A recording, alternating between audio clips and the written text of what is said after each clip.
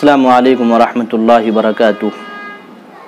محترم ناظرین، اللہ تبارک و تعالیٰ نے انسان پر زکوٰۃ کو فرض فرمایا۔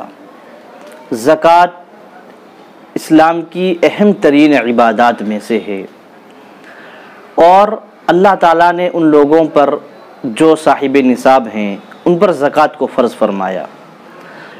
صاحب نصاب ہیں یعنی ان کے پاس 7.5 تولہ سونا ہے، یا 52.5 تولہ چاندی ہے، یا 52.5 تولہ چاندی کے بقدر کی مالیت نقد روپیہ ان کے پاس ہے اور اس پر سال گزر گیا ہے، تو اللہ تعالیٰ نے ایسے لوگوں پر زکوٰۃ کو فرض فرمایا ہے۔ تو الحمدللہ اللہ کا لاکھ لاکھ شکر ہے، وہ لوگ جن پر اللہ نے زکوٰۃ کو فرض فرمایا وہ اللہ کا شکر ادا کریں، اور اللہ تعالیٰ نے 2.5% اللہ تعالیٰ نے واجب فرمایا کہ زکوٰۃ ادا کریں، یعنی ہمارے پاس جتنا ہے اس کا 2.5% اللہ کے راستے میں خرچ کرنا ہے، اس کو اللہ کے راستے میں نکالنا ہے، اس کی زکوٰۃ دینی ہے۔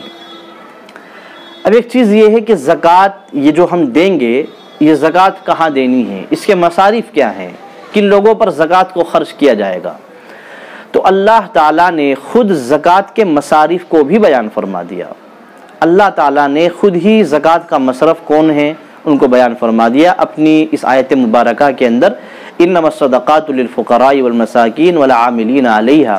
یہ جو آیت ہے، اس آیت کے اندر اللہ تعالیٰ نے زکوٰۃ کے مصارف کو بیان فرمایا ہے کہ زکوٰۃ صرف اور صرف انہی لوگوں کو دی جائے گی، صرف یہی لوگ زکوٰۃ کے مصرف ہیں، ان کے علاوہ اگر کسی اور مصرف میں زکوٰۃ کو خرچ کیا جائے گا تو آپ کی زکوٰۃ ادا نہیں ہوگی۔ تو لہٰذا ہمیں ان مصارف کو جان کر صرف انہی میں اپنی زکوٰۃ کو ادا کرنا ہے۔ اب وہ مصرف کیا ہے؟ ان میں سے پہلا ہے فقراء، دوسرے نمبر پر مساکین۔ فقراء اور مساکین یہ زکوٰۃ کا مصرف ہے، ان لوگوں پر زکوٰۃ دی جائے گی۔ فقیر کہتے ہیں ایسے شخص کو جس کے پاس تھوڑا بہت مال ہو، لیکن نصاب کے بقدر نہ ہو، تو یہ شخص کیا ہے؟ فقیر ہے، اس کو زکوٰۃ دے سکتے ہیں۔ اسی طریقے سے مساکین ہے، مساکین یعنی جس کے پاس کچھ بھی نہ ہو، جس کے پاس کھانے پہننے کو کچھ بھی نہ ہو، یہ شخص کیا ہے؟ مسکین ہے۔ تو فقراء کو زکوٰۃ دی جائے گی، مساکین کو زکوٰۃ دی جائے گی۔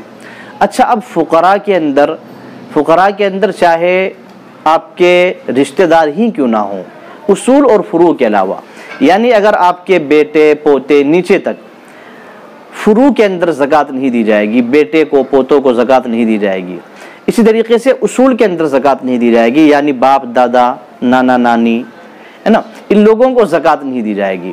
اس کے علاوہ جو دیگر رشتہ دار ہیں، دیگر رشتہ داروں میں بھائی ہے، بہن ہیں، خالہ ہیں، جتنے بھی رشتہ دار ہیں، اصول اور فروع کے علاوہ اگر یہ لوگ ضرورت مند ہیں، اگر یہ لوگ تنگی کے اندر ہیں، پریشانی کے اندر ہیں، تو آپ ان کو زکوٰۃ دیں، بلکہ ان کو زکوٰۃ دینے میں ڈبل ثواب ہے۔ ایک تو ثواب زکوٰۃ کی ادائیگی کا ثواب ہے، دوسرا رشتہ داروں کے ساتھ صلہ رحمی کرنا، جس کی احادیث کے اندر بڑی فضیلتیں وارد ہوئی ہیں۔ تو رشتہ دار ہوں اور ضرورت مند ہو، اگر ان پر آپ زکوٰۃ خرچ کریں گے اس میں ڈبل ثواب ہے۔ تو فقراء ہوئے، مساکین ہوئے، ان کو زکوٰۃ دی جائے گی۔ اس کے علاوہ تیسرے نمبر پر اللہ نے بیان فرمایا العاملین، یعنی اسلامی حکومت کی طرف سے بندے مقرر ہوتے ہیں زکوٰۃ کی وصولیابی کے لیے، جہاں اسلامی حکومتیں ہیں۔ تو ہمارے ہندوستان میں تو ظاہر سی بات اسلامی حکومت نہیں ہے، تو یہاں پر یہ مصرف نہیں ہے۔ تو جو لوگ اسلامی حکومت کی طرف سے زکوٰۃ کی وصولیابی کے لیے متعین ہوتے تھے، ان لوگوں کو زکوٰۃ دی جاتی تھی۔ چوتھے نمبر پر ہے المؤلفۃ قلوبہم۔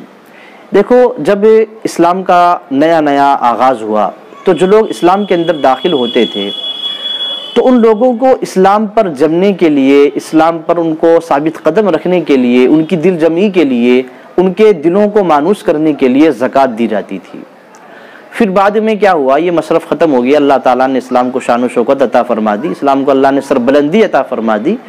تو اب کسی کو اسلام سے مانوس رکھنے کے لیے کیا ہے؟ زکوٰۃ دی جائے۔ اب تو اسلام کو اللہ نے سربلندی عطا فرما دی ہے، ضرورت نہیں ہے۔ البتہ آج کے دور کے اندر اگر کوئی نیا شخص ہے جو مسلمان ہو گیا ہے، کوئی نیو مسلم ہے اور اس کو پریشانی ہے، ظاہر سی بات ہے اسلام لانے کے بعد بہت سے لوگ ایسے ہوتے ہیں کہ ان کے گھر والوں کی طرف سے جو پیچھے ان کے گھر والے ہیں وہ اس کو مال اولاد وغیرہ سے بے دخل کر دیتے ہیں. تو اگر ایسے ضرورت مند لوگ ہیں، ایسے لوگوں کو بھی زکوٰۃ دی جا سکتی ہے. والمؤلفۃ قلوبہم وفی الرقاب، اور گردنوں کو آزاد کرانے کے اندر. جہاں اسلامی حکومتیں ہیں اور وہاں غلاموں کا دور ہے، اب تو غلاموں کا دور ختم ہو گیا، اب غلام نہیں ہے، اور ہمارے ہندوستان میں تو نہیں ہے. فرماتے ہیں غلاموں کو آزاد کرانے کے سلسلے میں زکوٰۃ کی رقم خرچ کی جائے، اس لیے کہ اسلام کیا ہے، غلامی کے منافی ہے. اسلام غلامی کی اجازت نہیں دیتا، اس لیے اسلام نے جگہ جگہ کیا ہے غلاموں کو آزاد کرنے کے فضائل بیان فرمائے ہیں.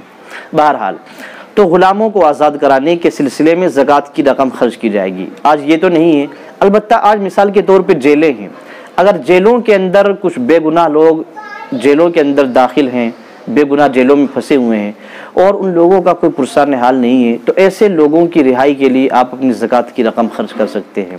وفی الرقاب والغارمین، ایسے ہی کیا ہے مقروض. فرماتے ہیں ایک شخص ہے جس نے اپنی جائز ضروریات کے لیے قرض لیا، جائز ضروریات کے لیے قرض لیا اور پھر اس کے پاس سب کچھ ختم ہو گیا، اب وہ اپنا قرض بھی ادا نہیں کر سکتا، یہاں تک کہ وہ اپنے اثاثے کو، اپنے ساز و سامان کو بیچ بھی دے، اگر اپنے ساز و سامان کو وہ بیچ دے اور پھر وہ کیا ہے صاحب نصاب باقی نہ رہے، اور اس کے جو قرض خواہ ہیں، اس کے جو دائن ہیں، اس کو جو قرض دینے والے ہیں، وہ اس کے قرض کو معاف کرنے کے لیے تیار نہ ہوں، تو آپ ایسے مقروضین کو بھی زکوٰۃ کی رقم دے سکتے ہیں. ایک یہ مصرف ہوا.